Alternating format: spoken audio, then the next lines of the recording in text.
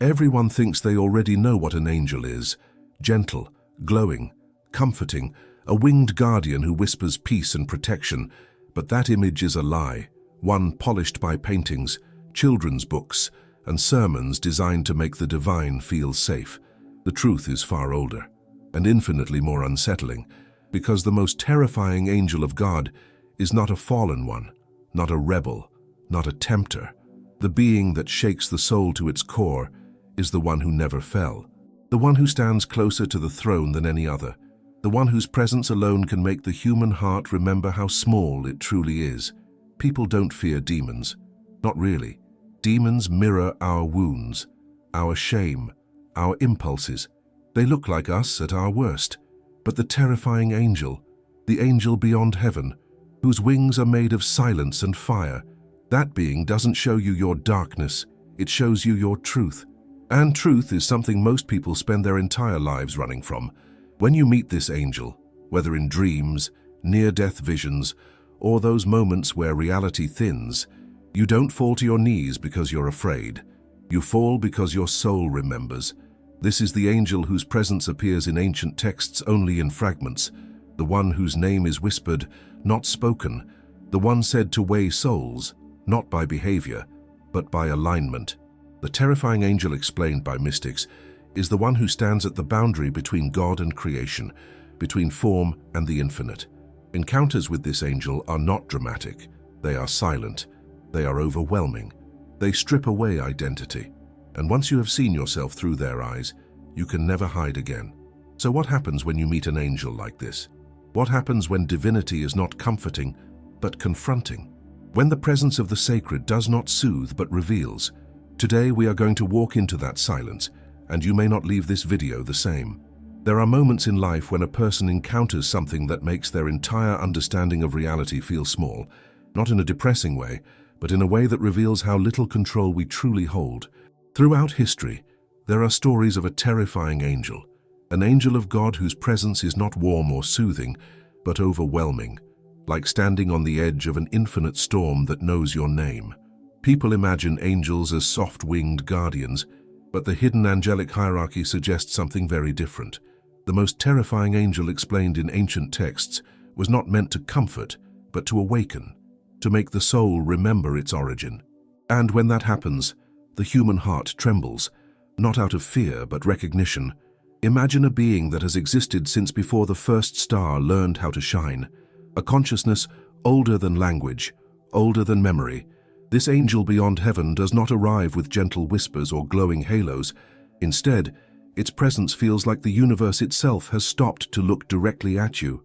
People who describe encounters with a terrifying angel often share the same sensations: a sudden stillness in the air, a humming sound like distant thunder, and the unshakable awareness that something ancient is watching, not judging, just witnessing. It is said that the closer a being stands to the throne, the more its presence reveals how small everything else is. It's easy to believe we are important. We build cities, create art, fall in love, wage wars, chase dreams. But our entire lifetime is a blink inside eternity. When people encounter these hidden angelic beings exposed, they describe feeling like a child again. Small, vulnerable, honest. The ego tries to speak, to resist, to explain. But it collapses under the weight of something so vast and real. The experience strips away identity, your achievements, your failures, your name. What remains is the core of who you are, the part that existed before the world told you who to be. Some mystics say these angels appear not in form, but in effect. The room grows silent, time slows, and every thought becomes painfully clear. The presence itself is the message. There are accounts from ancient prophets who described encounters with an angel of God that left them unable to speak for days, not because the angel frightened them like a monster, but because they had been confronted with the truth of existence. Truth is overwhelming. Truth is humbling. Truth does not ask for permission before it reveals what we try so hard to avoid. For ordinary people, the closest relatable experience might be those moments when life forces us to face something bigger than ourselves. The birth of a child, the loss of someone we love, standing at the ocean's edge at night. These moments remind us that we are small, but connected to something vast. The terrifying angel embodies that same awareness, but magnified beyond the human ability to measure. It is both familiar and impossibly foreign. It is the reminder that the divine is not something far away. It is something we are always standing inside of. In stories passed down across centuries, those who encountered such a presence often returned changed, not necessarily wiser, but gentler, more aware. They walked slower, spoke with intention, and carried a quiet understanding that life is more than the urgent, frantic chaos we drown ourselves in. These encounters shift the axis of a person's reality. They break the illusion of control, and sometimes that breaking is the beginning of true clarity. This is the essence behind esoteric angel knowledge, held only by mystics and seekers who learn to listen deeper than words. And yet this is only the first veil, just the beginning of understanding what happens when you meet an angel whose nature was never meant to comfort, but to reveal. Because the most terrifying beings in creation are not the fallen ones trying to rebel against the divine. They are the ones who never fell. Long before angels were painted with innocent faces and soft wings, they were known as forces of divine enforcement. Ancient scriptures and hidden angelic hierarchy texts describe certain angels not as messengers, but as executors of divine law. These were not beings called to comfort, but to correct. Their presence meant that a decision had already been made in the highest court of reality. The terrifying angel in these accounts was the one who arrived when there was no more time left to change course. Imagine the final knock at the door, not loud, not violent, just inevitable. That is the nature of the angelic judgment that once shaped kingdoms, empires, and souls. To understand this role, imagine a kingdom governed by perfect justice. Not human justice, emotional, political, flawed, but divine justice, precise, incorruptible, undeniable. Within this structure, the angel of God who acted as executioner was not cruel.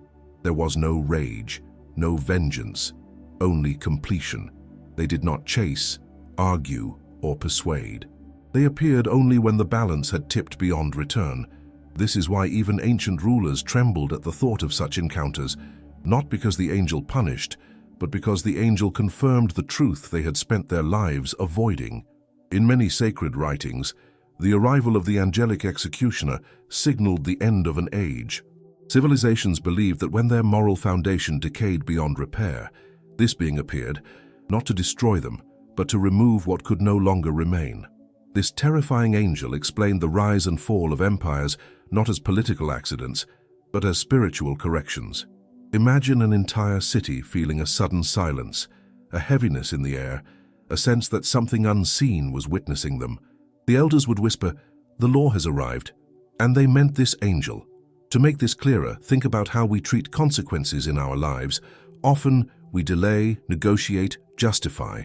We say we'll change tomorrow, but tomorrow always comes. The angelic executioner represents that moment when tomorrow becomes today. When the excuses no longer matter, there is a lesson here. The universe is patient, but it is not forgetful.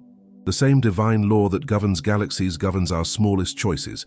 We can ignore, deny, or avoid, but eventually, life calls the debt due. This angel is that calling made visible. Encounters with this terrifying angel were said to leave no physical mark, but they reshaped the soul forever. Those who lived through such a presence often spoke afterward with new clarity. They stopped wasting time. They told the truth more often. They let go of pride, resentment, ego. If someone wanted to apply this wisdom today, they would begin by making one honest decision they have been avoiding. Maybe it's ending a toxic relationship, changing a destructive habit, or finally telling themselves the truth about who they are becoming. The angelic judgment begins with honesty. Some scholars suggest that this angel appears not only on the grand scale of nations, but also in the quiet chambers of individual lives. Not to punish, but to reveal that the moment of choice has already passed. It is the feeling when someone realizes they have crossed a line they can never uncross, when apologies cannot return what was lost, when transformation becomes the only path forward. This is the angel of the final threshold, the one who stands where endings turn into beginnings, whether we are ready or not. And perhaps the most unsettling truth is this: these beings are not feared because they destroy. They are feared because they do not hesitate, which brings us to the whispering question of the next topic. Who is the angel that stands closest to the throne, holding this responsibility? There are names that feel too large to speak, names that do not simply refer to a being, but to a function woven into the structure of reality itself. Metatron is one of those names. In ancient mystical traditions, Metatron is not described as a gentle guardian, but as a terrifying angel whose presence bends perception, time, and identity. He is not merely an angel of God. He is the closest to the throne, the scribe of creation, the one who stands where divine thought becomes form. The most terrifying angel explained in sacred texts is not the warrior nor the destroyer, but the witness, the one who records everything, without exception, without sentiment, without forgetting. The name Metatron did not appear openly in early scripture because some names were considered too powerful to be handled casually. In many traditions, knowledge itself was protected. Spoken incorrectly, invoked without preparation, the name could unravel the self. Those who guarded the hidden angelic hierarchy taught that to speak Metatron's name was to acknowledge that you were ready to be seen completely, and most people are not ready, because being seen by the divine does not only reveal beauty, it reveals the parts we hide from ourselves. This is why encounters with Metatron are described with trembling and silence. Across cultures, Metatron's identity shifts in language, but the role remains constant. To the mystics of the Merkava tradition, he was the Chancellor of Heaven. To the Kabbalists, he was the tree of life given form, the voice behind the burning bush, the bridge between the unending and the finite. In poetic accounts, Metatron is described as the angel beyond heaven, because his presence stretches past the boundaries where even other angels cannot enter. This is why ancient scholars insisted that Metatron was not merely sent. He is the place where divine law meets existence. In some esoteric writings, Metatron is said to have once been human. Enoch, the prophet who walked with God and was no more. This transformation was not a reward but a responsibility. Imagine being given the awareness of every heartbeat, every thought, every truth hidden behind every action. The weight of that knowing is unimaginable. Metatron carries the blueprint of creation, the ledger of every soul. This is why encounters with this terrifying angel are said to feel like having your life read back to you, not with judgment, but with absolute clarity, and clarity can be terrifying. Those who report encounters with Metatron describe the same sensation, silence that is not empty, but full, a presence that does not speak words, but imposes understanding. It is the feeling of suddenly knowing what you have avoided, denied, or refused to see. This is the core of angelic judgment, not punishment, but revelation. And revelation is sharper than any blade. When you meet such a being, there is nowhere left to hide, not behind excuses, not behind trauma, not behind ambition. It is you, raw and unmasked. There are mystics who attempt to invoke Metatron using prayer, geometry, fasting, and breathwork. But the wise caution that such attempts should not be approached lightly. To call this angel is not to request a favor, it is to request exposure, and exposure is uncomfortable. If someone wishes to understand this safely, they might begin by practicing radical honesty in small things, telling the truth when no one expects it, admitting mistakes before being confronted, confronting personal flaws without self-hate. These are exercises that strengthen the soul for deeper vision. They prepare one for what happens when you meet an angel, because Metatron is not the angel who arrives to comfort the broken or punish the wicked. He is the one who stands at the threshold where the divine becomes reality, the one who watches, the one who remembers, the one who ensures that nothing is lost, but also that nothing is hidden. And if Metatron is the witness, what does the presence of such a being look like? What does it feel like when the divine does not appear as a figure, but as fire, throne, and silence? When ancient prophets tried to describe the terrifying angel closest to the throne, their words failed, not because the being was monstrous, but because it was too real. The human mind reaches for shapes, faces, wings, bodies, but this angel of God is not a figure that can be sketched. It is described as an architecture of consciousness, a structure of awareness that exists on multiple planes at once. Those who encountered it spoke of wings layered like dimensions, as if each wing was a veil of reality folded over itself. Eyes like burning stars, yet not eyes as organs, but as points of perception. A presence that watches through everything. The prophet said the angel did not speak in words. Instead, its voice was the rearrangement of thought itself. Imagine hearing a message without sound. Your mind simply shifts position, like a camera angle changing inside your own soul. This is how the most terrifying angel explained truth, by rewiring the perception of the one witnessing it. No thunder, no commands, no instructions, just understanding. And understanding can feel like fire, not a fire that burns the skin, but a fire that consumes illusion. It is a flame that reveals what was always there, hidden behind denial and pride. The throne itself in mystical texts is not a chair, it is a state of awareness. To stand near it is to stand near the blueprint of existence. Time does not move there. Identity does not hold. The terrifying angel who stands there is the boundary between form and formlessness, between what is created and what is eternal. This is why humans who encounter this presence report feeling as if they are dissolving, not dying, unbecoming. Their stories speak of silence so vast that thought has nowhere to cling. Silence that is not empty, but full of everything that has ever been. Imagine a candle flame in a dark room. Now imagine the sun replacing that flame. The candle does not fight. It simply disappears. This is what happens to the ego when faced with angelic judgment. The ego is the candle. The terrifying angel is the sun. This is why encounters are described as both terrifying and sacred. The human self tries to hold its shape, tries to assert identity. I am this, I am that, I have done this, I have suffered that, but the presence is unmoved. Nothing can be proven, nothing can be defended. You simply are, and that is what is seen. Some mystics used analogies to prepare students for this understanding.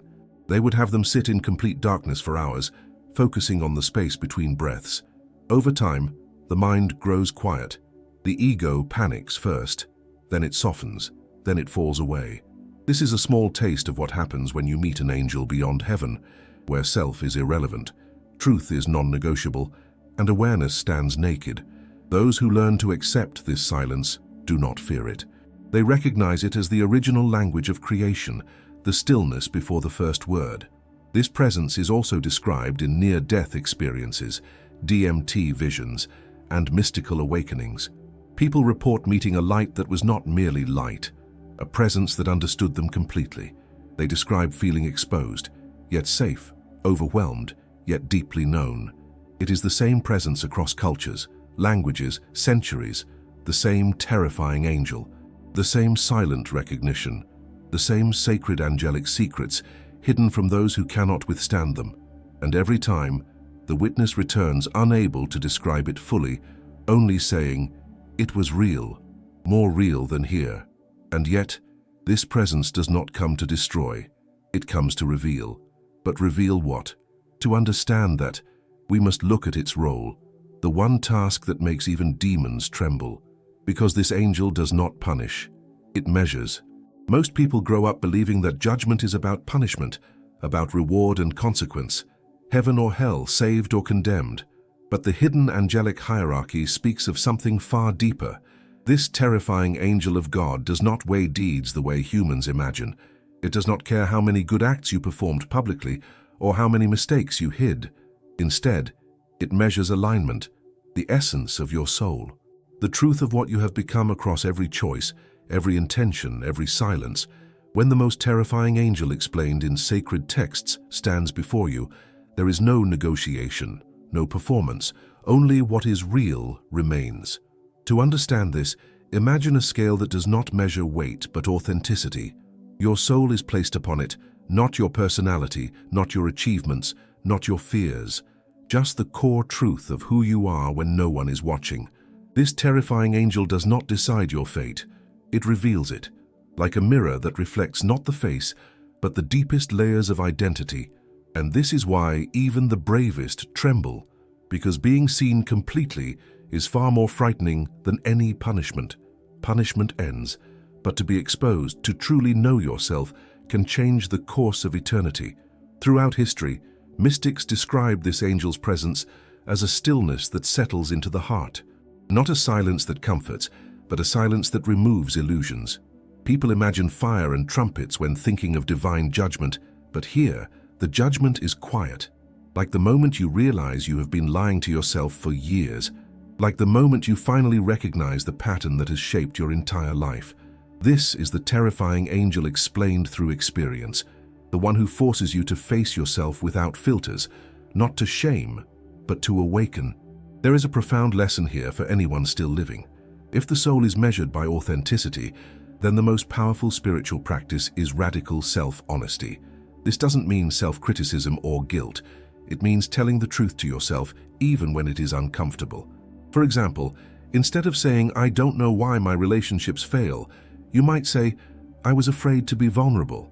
Instead of, "I can't change," you might say, "I choose habits that keep me the same." This is how angelic judgment begins long before death, through truth acknowledged in the quiet moments of life. The terrifying angel who measures souls does not care about perfection. Perfection is not real. Alignment is. If your intentions align with growth, compassion, courage, and humility, your soul becomes light, light enough to rise.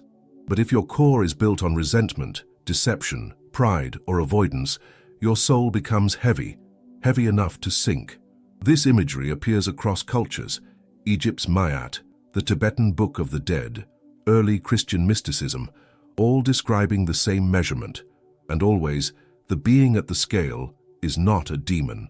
It is an angel beyond heaven, closer to God than any other. This is also why encounters with this angel in near-death states or DMT visions often cause people to change their lives afterward. They return knowing what truly matters. They begin to release grudges. They stop performing. They stop chasing validation. They start telling the truth, not loudly but quietly, consistently. They are no longer afraid of being seen because they have already seen themselves. This is what it means to meet the angelic judgment while still alive. It can break you, but it breaks you in the places where you were already cracked. And now the most interesting question arises. If this angel measures souls, but does not punish, who or what does it frighten? Because there is one truth rarely spoken. Even demons fear this angel, not because it destroys them, but because it recognizes them completely. There is a common misconception that demons fear destruction, but destruction is simple. It is quick, clean, and final.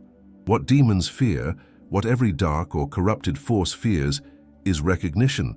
Because to be recognized by the terrifying angel of God is to be seen without disguise, without deception, without the masks they spent entire ages constructing. This angel does not hunt evil. It does not chase, threaten, or fight. It simply arrives, and in its presence illusion collapses. The most terrifying angel explained in ancient writings is not a warrior, but a revealer, and revelation is the one thing darkness cannot endure. Demons are masters of misdirection. They survive through confusion, manipulation, ego, and fear. Their power lies in convincing souls to forget who they are, to separate from the divine source within themselves. But the terrifying angel who stands closest to the throne sees through those layers instantly. No lie can hold, no identity constructed from pain or power remains. Imagine a thief who has spent years hiding in shadows, suddenly being illuminated by the noonday sun. There is nowhere to run, and nowhere to stay hidden. That is what happens when this angel recognizes a being.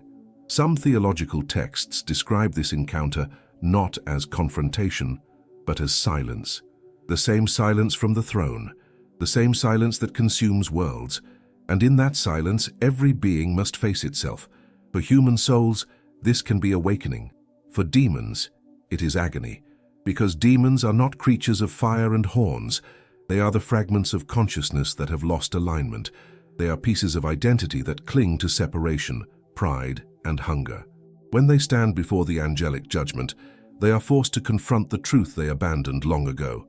They were not made for darkness. They chose it. This is why demons flee from purity more than from punishment. Purity makes them remember, and memory is unbearable. Ancient mystics wrote that the terrifying angel beyond heaven holds the memory of every being's original form, the form they had before fear, trauma, rebellion, or ego reshaped them. When demons encounter this angel, they are reminded of what they once were and what they no longer are. It is not destruction, it is identity revealed, and that is a far deeper terror. To bring this into a human context, think of the way people react when confronted with their deepest truth. Not the truth they show the world, but the truth they hide from themselves. Some people avoid silence, avoid stillness, avoid introspection, because they fear what they might find there. They fill their lives with noise, distraction, conflict, and desire. Because facing oneself, truly, is one of the hardest experiences a human can endure. Now imagine that on a cosmic scale. That is why even demons tremble. This teaches an important lesson. You do not overcome darkness by fighting it. You overcome darkness by recognizing it without fear, by naming it, by understanding its shape. This is angelic enforcement of divine law, not through violence, but through clarity. If someone wants to apply this in life, they can begin simply, when you feel anger, name it. When you feel jealousy, acknowledge it. When you feel fear, say, I am afraid. Naming truth removes its power to control you. This is how you become light enough to rise. And now we approach the threshold where this presence meets human experience. Because this angel is not only encountered in scripture or myth, it appears in dreams, deathbeds, and altered states of consciousness. People who never met each other across centuries and continents describe the same being, not attacking, just watching. There are moments when the boundary between the physical world and the unseen becomes thin, moments when a person stands at the edge of life, consciousness, or identity. In these liminal spaces, countless individuals across different cultures report the same presence, a terrifying angel, silent and overwhelming, simply observing. Near-death experiences, ayahuasca ceremonies, sleep paralysis episodes, and high-dose DMT visions all describe a figure that is not a figure, an awareness more than a form. This angel beyond heaven does not speak, does not approach, does not harm. It watches. And in that observation, the soul feels itself being measured. In hospice rooms, nurses often report that dying patients will suddenly stare at a corner of the room, eyes wide, not with fear, but with recognition. They speak to someone no one else can see, someone who does not match the imagery of comforting angels found in paintings. These patients often whisper things like, I know you, Ham, or I remember. This is the angel of God in its most familiar form, not punishing, not judging, just waiting. The moment of passing is not a transition of distance, it is a transition of awareness. The most terrifying angel explained through these encounters is not there to take life, but to guide it across the threshold. In DMT and ayahuasca visions, people describe an observer waiting behind the fractal layers of reality, not a hallucination, but a presence with its own intelligence. Many describe the same qualities, a profound silence, a sense of being known completely, and an overwhelming understanding that the presence has been there all along. Even those who enter these states with no religious background describe the same angelic judgment, not as punishment, but as seeing. And they return changed, often with tears, because once you have been truly seen, you cannot pretend anymore. Sleep paralysis experiences also mirror this encounter. A presence stands near the bed, still, immense, ancient. The person cannot move, not because they are being attacked, but because the body temporarily loses the illusion of control. In these moments, consciousness is awake without identity. This is the same awareness people report in near-death states, the sudden realization that identity was never solid, never permanent. The terrifying angel in these encounters does not cause the paralysis. It uses the stillness to reveal something. You are not your body and you never were. There is a pattern in these testimonies. The presence appears only when the mind is no longer able to distract itself, when ego is weakened, when survival instincts quiet. This is why meditation, breathwork, fasting, and deep silence are found in nearly every mystical tradition. They create the conditions where the observer can be sensed, not summoned, because this angel cannot be summoned, but recognized. And recognition is the first step towards spiritual maturity. For someone who wishes to explore this gently, without forcing anything, a simple practice can help. Sit in silence for 5 minutes a day.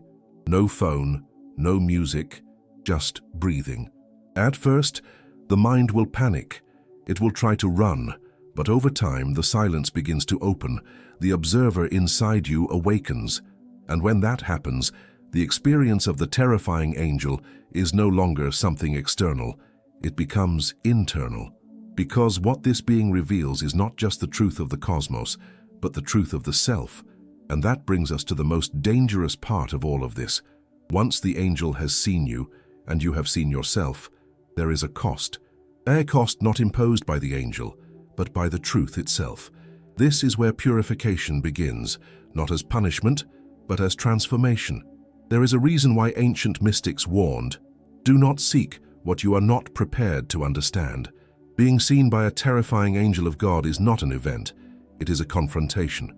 When the most terrifying angel explained across sacred traditions reveals the truth of your soul, you cannot return to who you were before. The encounter does not break the body, it breaks the identity. Because the identity, our personality, our stories, our defenses, was built to protect us from pain, doubt, shame, and fear. When the angel looks at you, all of that falls away, and there is no hiding. Not from God, not from truth, not from yourself. People often imagine divine encounters as blissful, but bliss comes after transformation, not before. The first stage is often fear, shaking, tears, surrender. The cost of being seen is that every illusion dies. The ego is clever. It tells us we are already awakened, already healed, already aware. But when you meet the angelic judgment face to face, you realize how much of your life has been built on avoidance, avoiding discomfort, avoiding responsibility, avoiding the truth of who you are meant to become. This angel does not punish, it removes avoidance. And living without avoidance feels like standing naked in a storm. Some people return from these encounters fractured, not because the angel harmed them, but because they were not ready to face themselves. A soul that clings to identity cannot withstand truth. This is why preparation is essential in every mystical tradition. Fasting, silence, prayer, meditation. These practices are not about impressing God. They are about strengthening the vessel so that it does not shatter when it remembers what it truly is. To be seen requires openness. Openness requires courage. Courage requires surrender. In practical life, this cost appears in much smaller forms. When you finally see your patterns, why you self-sabotage, why you choose the same relationships, why you avoid the same conversations, you cannot unsee them. Awareness demands action. If you discover you lie to protect your pride, you must choose honesty. If you realize you cling to resentment, you must choose forgiveness. If you recognize your fear of failure, you must choose to act anyway. The cost is responsibility. True spiritual awakening is not a feeling. It is a decision repeated every day. This is why the terrifying angel is not meant to be invoked lightly. When people say, I want to awaken, what they often mean is, I want to feel special. But awakening is not glamorous.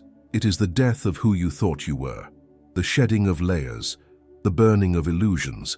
When ancient mystics spoke of dark night of the soul, they were describing this exact process. The angel beyond heaven does not destroy you, it destroys everything that is not you.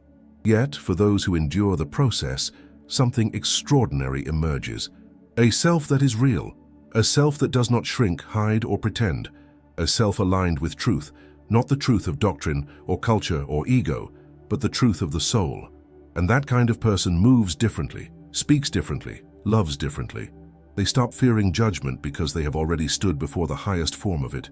They carry silence inside them, not empty, but full of presence, full of knowing. And now a question forms like thunder on the horizon. If this purification is not punishment, then what is on the other side of it? What remains when everything false has been burned away? To answer that, we must look deeper into purification, not as destruction, but as return. Most people fear judgment because they imagine it as a punishment, a sentence as a penalty, a divine scolding for having failed at being good enough. But the terrifying angel of God does not come to punish. Punishment belongs to human justice, human ego, human emotion. The angelic judgment belongs to a different order entirely, one in which the only goal is truth, and truth is not cruel. Truth is cleansing. The most terrifying angel explained in mystical tradition burns away everything that is false, everything that is borrowed, everything that is armor. What remains is what has always been real in you, what existed before fear, before shame, before the world taught you to hide. To understand this, imagine a surgeon removing an infection. The process can be painful, it can feel violent, but the purpose is healing, not harm. In the same way, purification can feel like death, not because the soul is dying, but because the ego is. The ego clings, fights, resists, screams. It says, "This is who I am." But the angel beyond heaven knows better. It knows the ego is a costume stitched together from memories, praise, rejection, trauma, and performance. It is not you. So when the angelic presence passes over the soul, what dies is everything that was never real to begin with. This is why purification feels so frightening. Humans are attached to their masks, even the painful ones. We become attached to our wounds because they make us feel familiar. We hold on to our fears because they give structure to our identity. We even cling to our suffering because it tells a story we know how to narrate. But when the terrifying angel steps forward, all of that becomes transparent. You see clearly, painfully, beautifully, that none of those things were ever who you truly were. And that clarity feels like a fire in the center of the chest. Some people, when reaching this stage in spiritual awakening or psychedelically induced revelation, panic. They say they are losing themselves, but the truth is that they are finally releasing what was never theirs. There is no self to lose. There is only the self to return to. This is the sacred angelic secrets hidden behind purification. Transformation is not about becoming something new. It is about remembering something ancient, something original, something divine. The angel does not create purity, it uncovers it. Practically speaking, purification often appears in everyday life long before any mystical encounter. You stop finding meaning in old habits. You grow tired of your own excuses. The things that once distracted you lose flavor. You start craving peace instead of stimulation, silence instead of noise, truth instead of validation. This is the angelic judgment unfolding quietly in the human heart. If someone finds themselves in this stage, the best thing they can do is allow the shedding, allow the letting go. Do not chase what is leaving. Do not cling to what is dissolving. This stage can feel lonely, but only because the old identity is dying before the new one has fully risen. Think of a snake shedding its skin. The snake does not negotiate. It does not try to keep pieces of the old layer. It simply lets it fall away. The same is required of the soul here. Let the skin fall. Let the identity unravel. Let the ego break. Because what remains afterward is not emptiness, it is clarity. A clarity that feels like standing in clean air for the first time. And now we approach the final threshold. If purification reveals the true self, what happens after the revelation? What is left when the false dissolves? The ego falls, and the soul stands unmasked before the divine. The answer is not death. The answer is recognition. When all illusions are stripped away, when every layer of identity has fallen, what remains is the essence of the soul. This is the moment mystics called the final reflection. The terrifying angel of God does not decide your fate in this moment. It simply holds the mirror. And in that mirror, the soul sees what it has become over the course of its existence. Not the story it told others, not the justifications it whispered to itself, but its true shape. The most terrifying angel explained throughout esoteric angel knowledge reveals that judgment is not a sentence. Judgment is recognition. And recognition can either be the greatest peace or the deepest terror. If the soul is aligned, if it has grown in honesty, compassion, courage, and humility, this moment feels like returning home. The soul recognizes itself in the divine. There is no separation, no fear, no distance. The terrifying angel becomes familiar, almost gentle, because the soul understands it. The presence is not overwhelming, because the soul now carries the same silence inside. In this state, the angel beyond heaven is not an executioner, it is a guide, a doorway, a bridge across the threshold into the reality that has always waited. This is recognition. But if the soul has built itself on denial, avoidance, pride, or deception, the mirror becomes unbearable. Not because the angel judges, but because the soul cannot bear to see itself. This is the true meaning of spiritual oblivion. It is not being destroyed by the divine. It is turning away from the divine because it cannot accept the truth of what it has become. Demons fear this angel for this very reason. Not the flame, not the silence, not the throne, but the self-recognition the encounter forces. Humans are no different. The hardest thing to face is always the self. This moment is echoed in life more often than we realize. When a person finally admits they have been lying to themselves, when someone sees that their anger is just fear in disguise, when a person recognizes that the love they chased was really a need for validation. These are small versions of the final reflection, and each one presents the same choice. Do you turn away, or do you face it? The terrifying angel does not appear only at death. It appears in every moment where truth asks to be acknowledged, every moment where the soul is asked to choose honesty over comfort. For those who seek to prepare for this encounter, not out of fear but out of reverence, the path is simple, though not easy. Tell the truth, not just to others, to yourself. Practice self-awareness without judgment. Sit in silence without running from your thoughts. When you feel jealousy, name it. When you feel fear, breathe into it. When pride speaks, listen without obeying. These small acts strengthen the soul. They make you familiar with the silence of the terrifying angel. They make recognition possible. They make peace possible. Because the final reflection is not about worthiness, it is about alignment. The soul is not rewarded for being perfect. It is recognized for being real. This is why the hidden angelic beings exposed in mystical texts do not offer instructions, commandments, or moral lectures. They simply witness, and witnessing changes everything. When the soul is seen fully, the question is no longer, will I be saved? The question becomes, how much of me was ever true? And that answer decides everything. So the final question is not a threat, it is an invitation. Not, will you survive the encounter? But rather, how much of you is real enough to remain? In the end, this journey was never about fear, it was about recognition. If you felt something awaken inside you while listening, even something small, honor that. Most people go their whole lives avoiding themselves, avoiding silence, avoiding truth. But you didn't. You chose to look. You chose to listen. And that already sets you apart from the world around you. The terrifying angel of God does not appear to punish, but to remind you that beneath every fear, every insecurity, every mask, there is something ancient and unbreakable waiting to be remembered. So I want to ask you now, honestly, what part of you are you still hiding? What truth have you been avoiding? And what would happen if today you stopped running from yourself? Maybe the next step is small. Maybe it's sitting with your thoughts for 5 minutes in silence. Maybe it's telling the truth to someone you love. Maybe it's finally letting go of a version of yourself that never really fit.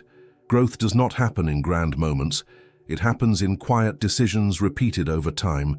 So if this message reached you, if it stirred something real, don't let it fade. Act on it. Learn from it. Let it transform you.